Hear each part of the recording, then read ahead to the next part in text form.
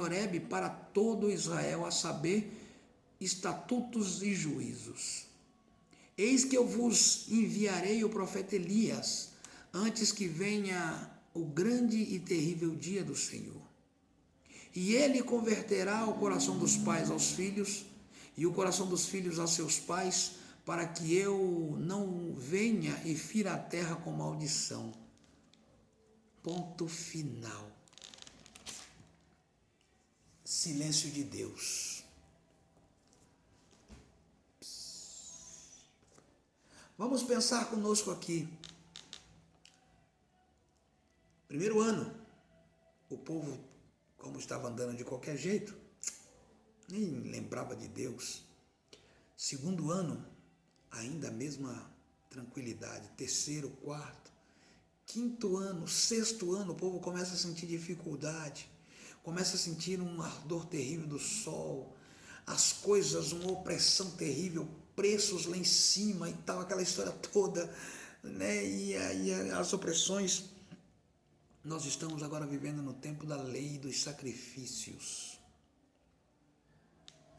Leis e sacrifícios. Mas por que vivemos isso, pastor Ricardo? Por que naquela época o povo viveu isso? É porque não deram ouvidos ao Senhor.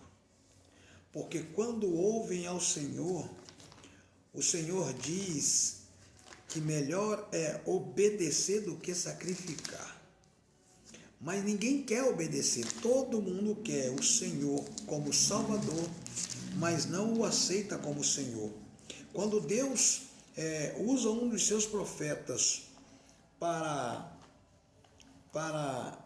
admoestar um crente, ele diz que esse crente está na carne. Deus, não, nós vivemos no tempo da graça. Não, no tempo da graça tudo pode. Pode não, irmãos, pode não. Existem coisas no tempo da graça que nós temos que pegar bem a visão, porque às vezes nós estamos transgredindo a palavra do Senhor. É fato que a lei se passou? Passou, mas a lei do Senhor, ela não passa, porque a Bíblia diz, no capítulo de número 3 do profeta Malaquias, no versículo de número 6, olha só que coisa linda, isso é o próprio Deus falando. Porque eu, o Senhor, não mudo, e por isso vós, ó filho de Jacó, não sois consumido. Se ele mudasse, ou se a palavra dele mudasse, ou se as leis dele mudassem, nós seríamos consumidos.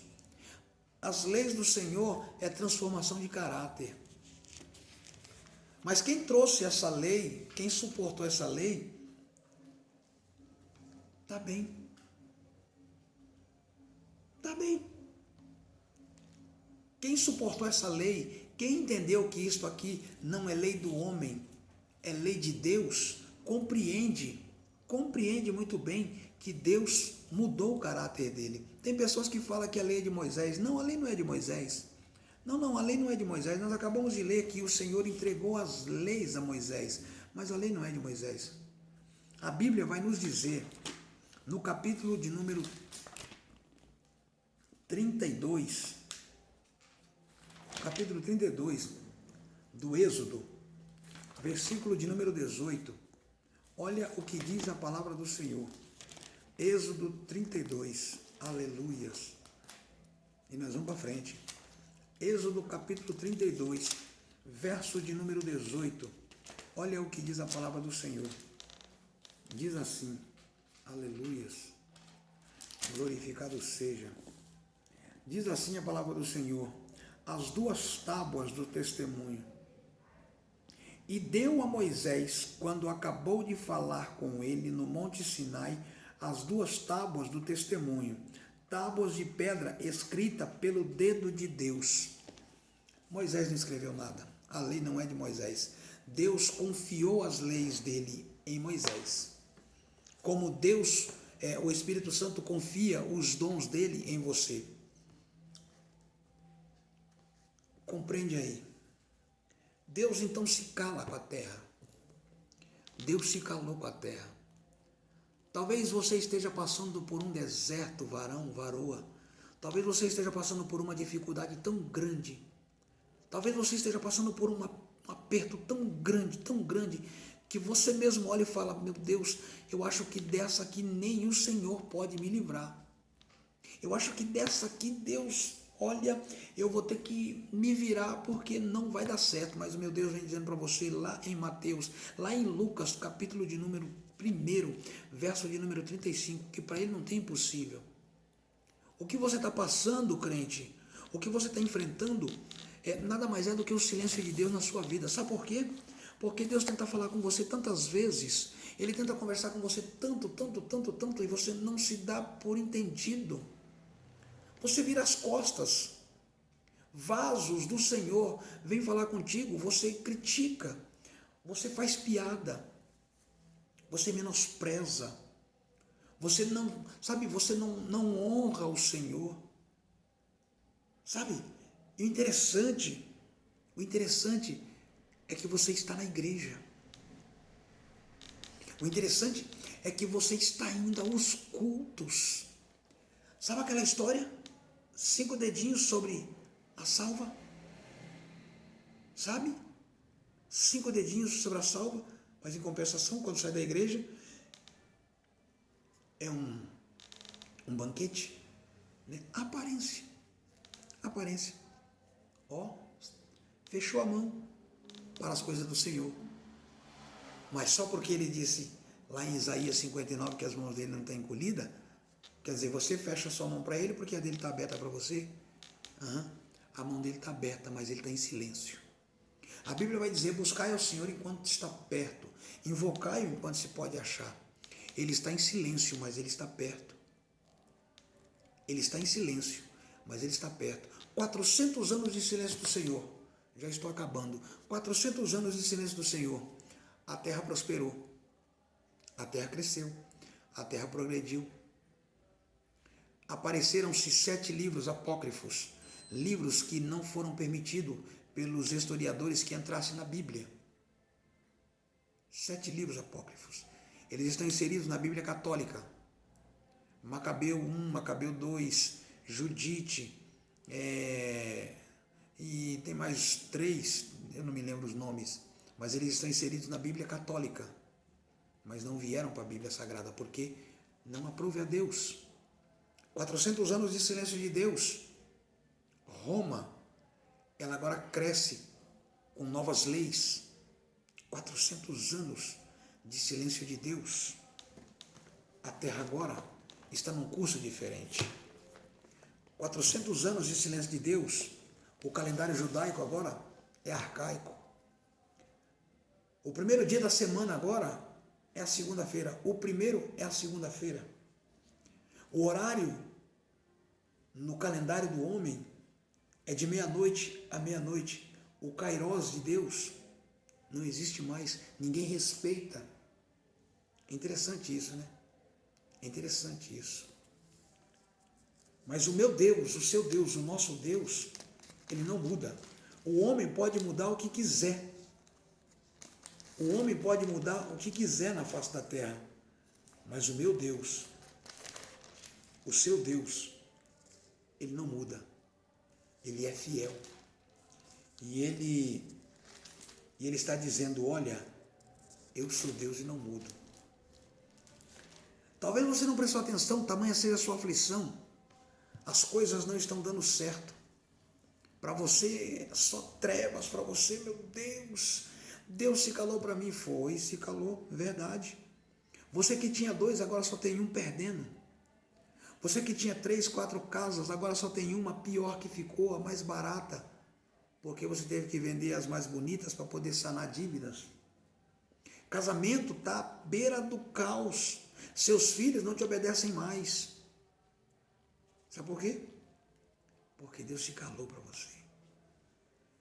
Quando Ele tentou falar contigo, você virou a face. Conhece a história de Lázaro e o rico? Conhece a história de Lázaro e o rico? A Bíblia diz que Lázaro foi ter com o rico menosprezou a Lázaro.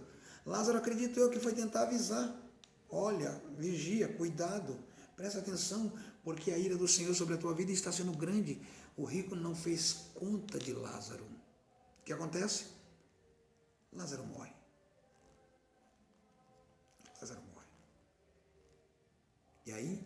a Bíblia diz que Lázaro vai para o seio de Abraão. Dias depois o rico morre e vai para o seu. A Bíblia vai dizer que o rico disse para Abraão: peça para que Lázaro molhe a ponta do dedo e encoste na minha língua, porque aqui o lugar é atormentadíssimo. Foi proibido, foi negado. Consegue entender isso aí? Foi negado. Então peça para que vá um anjo do Senhor à minha casa e avise meus irmãos para que mudem, porque aqui o lugar é horrível. A palavra foi dita. Se não acreditar nos vivos, hão de acreditar nos mortos. Mas deixa eu te segregar algo da parte do Senhor. Ainda há esperança para Israel. Ainda há esperança para a tua vida, homem e mulher de Deus. Ainda há esperança. O Senhor está em silêncio, mas Ele vai bradar na sua vida para você saber que Ele é Deus. O Senhor está calado, mas Ele vai bradar na sua vida para você entender que Ele é Deus e Ele não te esqueceu. Ele fez uma promessa, Ele fez um pacto com Noé lá atrás. Noé, eu não mais exterminarei esta geração com água, Noé. Não, eu vou exterminar com fogo. Sabe por quê, Noé? Sabe por quê? Porque eu sou fogo abrasador. Eu sou fogo que queima pecado. Eu sou fogo que elimina o mal. Eu sou fogo que queima o mal. Eu sou fogo que queima enfermidade. Eu sou fogo que purifica, Noé. Começa a entender aí, varão, varô, começa a entender. O meu Deus vem dizendo para ti nesta madrugada. Ele vem dizendo para ti nesta madrugada, Ele é fogo que purifica. A tua transgressão, queima ela a fogo. Quando o Senhor diz para Ageu, no capítulo 2, versículo de número 7, 8 e 9. Minha é a prata, diz o Senhor, meu é o ouro. Ele não está dizendo que é ouro e prata no sentido metal, não. A literatura saiu nesse sentido. Mas se você buscar o original da palavra prata e ouro, você vai entender que quando ele disse minha é a prata, ele quis dizer que minha é a redenção. Prata, no sentido original da palavra, no sentido hebraico, quer dizer redenção. Minha é a salvação. Redenção quer dizer salvar, tirar do problema, tirar da dor, tirar da angústia. Minha é a redenção. Minha é a prata na raçuibiderres de provias. É diferente de Paulo e Silas, de Pedro e Paulo na porta do templo. É diferente de Pedro na porta do templo. Pedro e João. É diferente porque eles dizem, não temos prata e não temos ouro. Ele quis dizer, nós não temos salvação, não temos purificação, mas o que temos, isso te damos. Em nome de Jesus Cristo Nazareno, levanta e anda. Já no Ageu capítulo 2, verso de número 8 e 9 diz, minha é a prata, minha é a salvação, minha é a redenção, meu é o ouro, meu é a purificação, porque eu tiro do problema, eu tiro da situação, eu tiro da angústia, eu tiro da dor, eu tiro da miséria, eu tiro desta situação ruim e eu purifico. Eu sou fogo purificador na raça e biderrez de provianai de comanébia sou. Para tua situação tem jeito, varão. Para tua situação tem jeito, varoa. Mas olha, o silêncio de Deus tem uma eficácia. Rabadaiassé. O silêncio de Deus tem uma eficácia na sua vida. Moisés suportou 40 anos. E você não está aguentando uns dias? Não tem medo não. Deus vai te exaltar. Deus vai te exaltar. Passados-se os 400 anos de Deus na tua vida, pastor, Deus vai demorar 400 anos para falar comigo? Não, o tempo é dele, até porque ele é o tempo. Ele vai demorar o tempo que ele quiser demorar. Até porque ele diz na palavra dele que para ele 1000 anos é como se fosse um dia é como se fosse 1000 anos. Entendeu? Então, se ele demorar 4 meses para falar contigo, já fez aí uma cota boa, né? 4 meses, 1000 anos, ó, já deu aí 400, né? 400. Entendeu? Não tem problema não. Suporta, você pode, você aguenta, porque Deus tem uma obra na tua vida. Passados 400 anos, a terra produziu, a terra cresceu, a terra desenvolveu. Passados 400 anos de Deus na vida do homem, vem aí os 4 primeiros evangelhos com a presença do Cristo ressurreto, Jesus, nascido de uma mulher. E diz assim Mateus, o tema de cada livro do Novo Testamento, e diz assim Mateus retrata o Senhor Jesus como Filho de Deus, que cumpre todas as profecias do Antigo Testamento. Ele é o Salvador da humanidade e o Messias tão esperado por Israel. E Marcos apresenta o Senhor Jesus como o servo sofredor, aquele que, diante da sua missão de salvar o ser humano, não poupa nem mesmo sua própria vida. Marcos narra mais as ações e os milagres do Messias do que as suas palavras. Em Lucas, faz um retrato completo da história do Salvador, desde o seu nascimento até a sua morte, a ressurreição, a ascensão. Lucas direciona o evangelho de sua autoria aos gentios, mostrando assim que todos, sem exceção, podem ser salvos pela fé no Senhor Jesus. Em João, mostra claramente que Jesus é o Filho de Deus. O propósito do livro é fazer que as pessoas não apenas creiam nessa verdade, como também adquiram vida em seu nome por meio da fé e da entrega sincera a Ele. Em Atos dos Apóstolos, aborda a propagação do Evangelho para além das fronteiras do povo judeu. Para isso, Lucas, o autor, faz um relato abrangente, os 30 primeiros anos da igreja. O livro fala ainda da importância do Espírito Santo na igreja e na vida dos servos que são capacitados por ele para darem prosseguimento às obras realizadas pelo Senhor Jesus Cristo. E em Roma encontra-se agora a contradição. Em Roma apresenta o Senhor Jesus como o único que é capaz de justificar uma pessoa que se arrepende dos seus pecados. Esta justificação acontece por meio da fé, manifestação em seu nome. Ela torna o mais insensato pecador em uma pessoa justa diante do Altíssimo.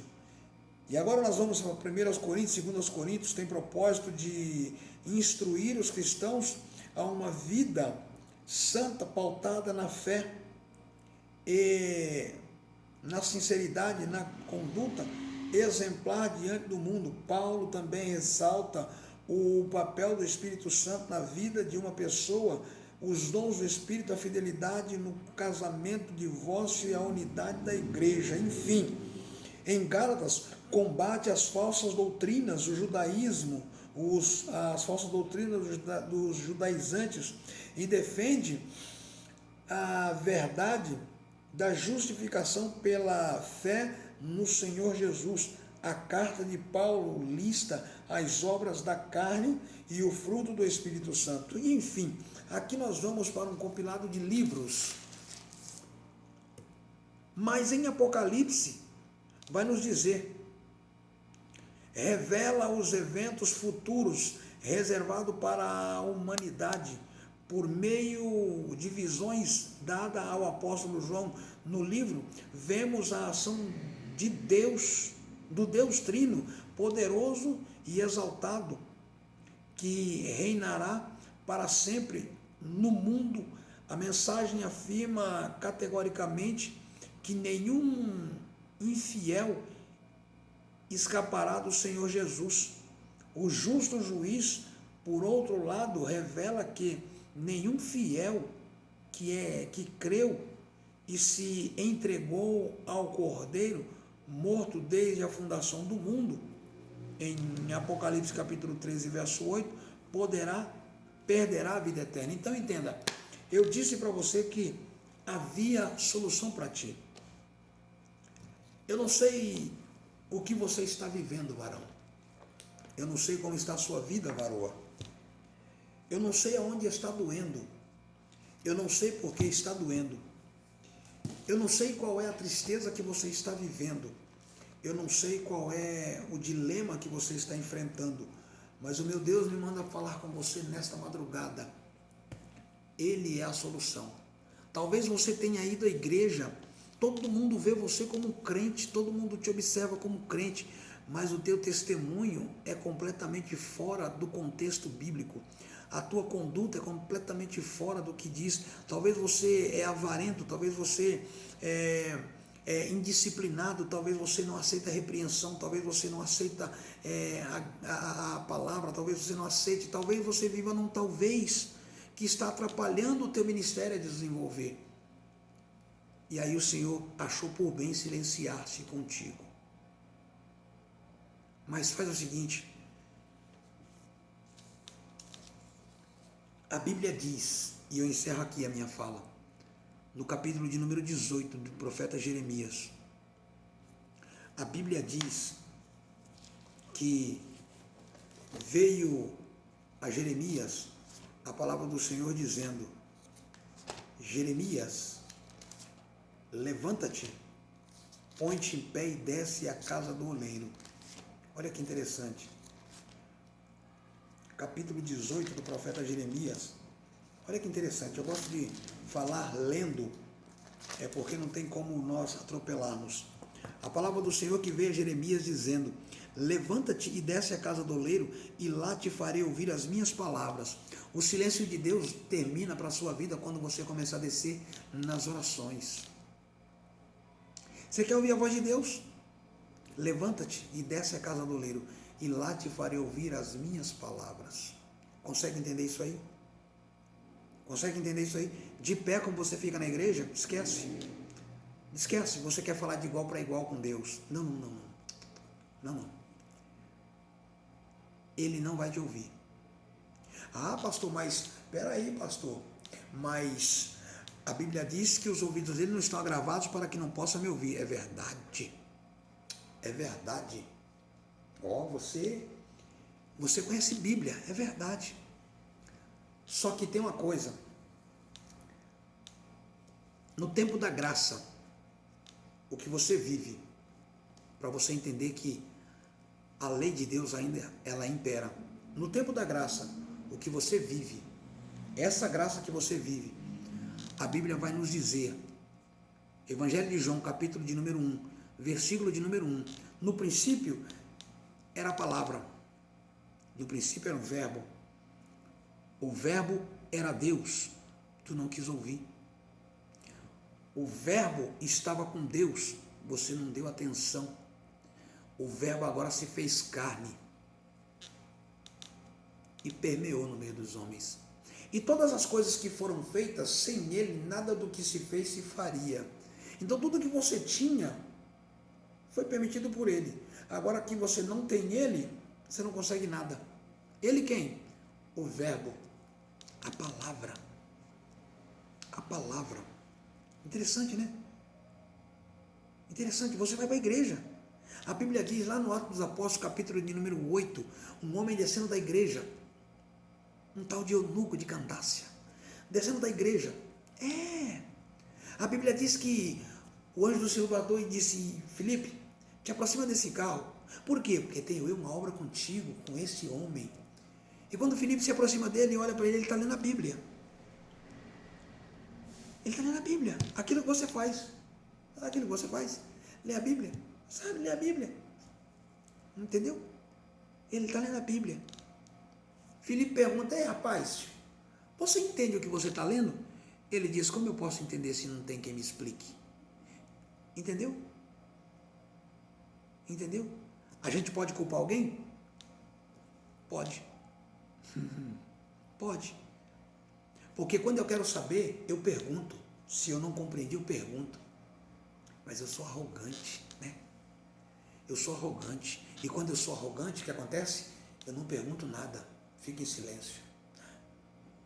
Se quiser me ensinar, ensina. Se não quiser me ensinar, problema. Pois bem, Jeremias, desce à casa do oleiro e lá te farei ouvir as minhas palavras. Tá? Com relação a os ouvidos dele não estar gravado para que não possa te ouvir, é verdade, ainda é verdade. Mas a Bíblia diz lá no Evangelho de João 14,6, Jesus é o caminho, a verdade e a vida. Ninguém vem a Deus se não for por Ele primeiro. Para Ele te ouvir, você tem que descer, chamar a atenção do Filho. O Filho te ouve e leva as tuas petições até Deus. Sabe por quê? Epístola de João, primeira epístola de João, capítulo de número 2, verso de número 2. Filhinhos, não pequeis, mas se pecar, saiba que há um advogado justo e juiz. Jesus Cristo. Entendeu? Entenda aí. O silêncio de Deus, ele cerra, ele acaba na tua vida quando você descer à casa do oleiro. Desce à casa do oleiro e lá te farei ouvir as minhas palavras. Amém? Eu agradeço assim essa oportunidade que Deus me concedeu. Peço a você que assista o vídeo. É longo, mas é de um conteúdo muito bom. Você vai gostar. Eu creio que você vai compreender o porquê desse deserto de Deus na sua vida. Você já não está mais vivendo nas 4 primeiras dispensações, mas lamentavelmente ainda vive a 5ª dispensação, as leis e o sacrifício. Leis ditadas pelo homem e sacrifício feito por você, porque não compreende que o tempo da graça, o maior dom é temer a Deus sobre todas as coisas. Amém? Um abraço da parte do pastor Ricardo a todos. Fiquem todos na gloriosa paz do Senhor Jesus e que o Senhor possa falar mais e mais aos vossos corações em o nome de Jesus. Amém, amém e graças a Deus, Pai.